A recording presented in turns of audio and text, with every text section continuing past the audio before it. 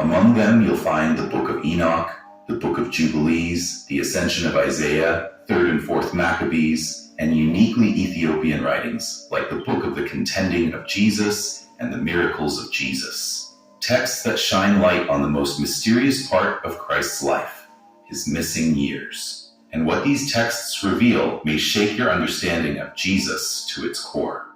In the Ethiopian tradition, Jesus is active, divine, and awakened in power, even from his youth. He forms birds from clay and breathes them to life.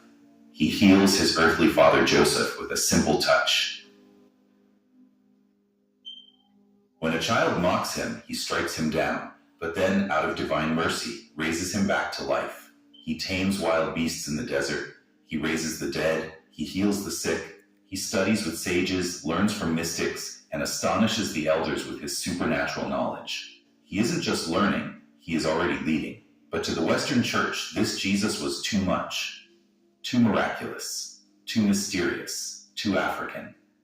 So they buried these stories, not because they weren't sacred, but because they didn't fit the narrative. But Ethiopia remembered. And now the child Christ whom the world tried to silence is speaking again, through the pages of an ancient African Bible that never forgot his name.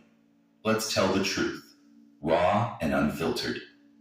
The removal of these sacred stories wasn't just a matter of theological precision. It was a matter of power. It was never solely about protecting doctrine. It was about preserving control. When the Council of Nicaea convened in 325 AD, and Emperor Constantine began reshaping the Christian faith into an imperial tool, the goal was clear. Unify belief under empire rule, not under divine truth. So what happened to the stories that didn't fit their vision? If Jesus was portrayed as too divine as a child, already performing miracles before his public ministry, it was cut. If the texts were too Jewish, with roots deep in Hebrew mysticism and ancient prophecy, they were removed. If he appeared too African, too unorthodox, too free, too unpredictable, they were buried.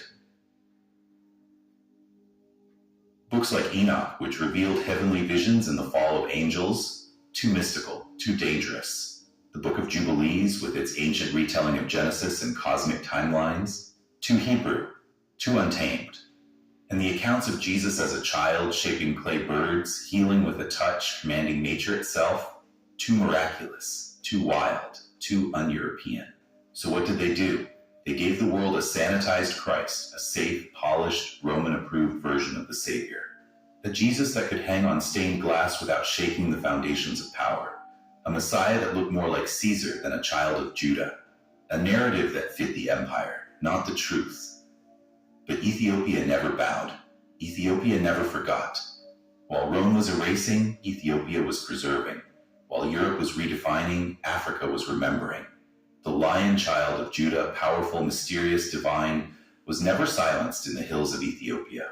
And today, his voice rises again from the ashes of suppression.